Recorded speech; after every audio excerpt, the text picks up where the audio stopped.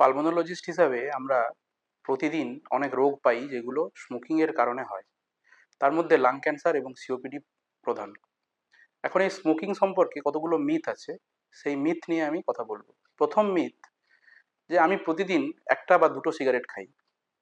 এখানে যে কথাটা বলার, স্টাডি বলছে যে প্রতিদিন একটা সিগারেট যদি আমি খাই, তাহলেও যিনি সিগারেট খান না তার চেয়ে আমার আয়ু 5 বছর কম।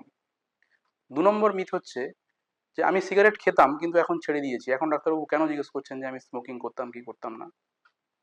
এখানে যেটা বলার, যদি আপনি স্মোকিং 5 থেকে 10 বছর করে থাকেন, তাহলে আপনার permanent damage due to smoking already হয়ে গেছে। কিন্তু স্মোকিং ছেড়েছেন সেটা অবশ্যই ভালো, কারণ নতুন করে আর কিছু হবে না।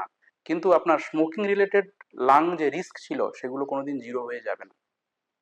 3 নম্বর হচ্ছে, আমরা যখন স্মোকিং ছাড়তে বলি কাউকে, তখন আমাদের রুগীরা বলেন যে আমি ধীরে ধীরে স্মোকিং কমাবো।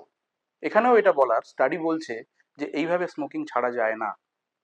স্মোকিং যদি ছাড়তেই হয় তাহলে abruptly all of a sudden ছাড়তে হবে।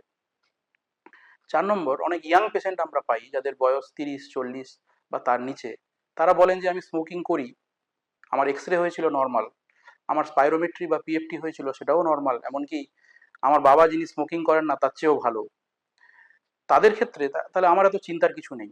তাদেরকে বলার যে এখন হয়তো কোনো সমস্যা কিছু নেই, কারণ এখন আমার লাং অনেক হেলদি আছে, কিন্তু 40 থেকে 45 বছর পরে এই রিলেটেড সমস্যাগুলো দেখা যাবে এবং তার সিওপিডি এবং লাং ক্যান্সার ডেভেলপ করার সম্ভাবনা অনেকটাই বেশি। অনেকে বলেন যে আমি স্মোকিং ছেড়ে দিয়েছি কিন্তু আমি হুক্কা খাওয়া শুরু করেছি, আমি ই সিগারেট খাওয়া শুরু করেছি। এখানেও একই কথা বলার, এগুলো সব মার্কেটিং পলিসি। কিন্তু যা রিস্ক থাকে due to nicotine, due to tar, due to অনেক কেমিক্যাল যেগুলো স্মোকিং এর মাধ্যমে বেরোয়, অন্তত 50 ধরনের কেমিক্যাল স্মোকিং এর মাধ্যমে বেরোয়, তাহলে সেই যে কেমিক্যালগুলো সেই রিলেটেড লাং রিস্ক আমার থাকবেই।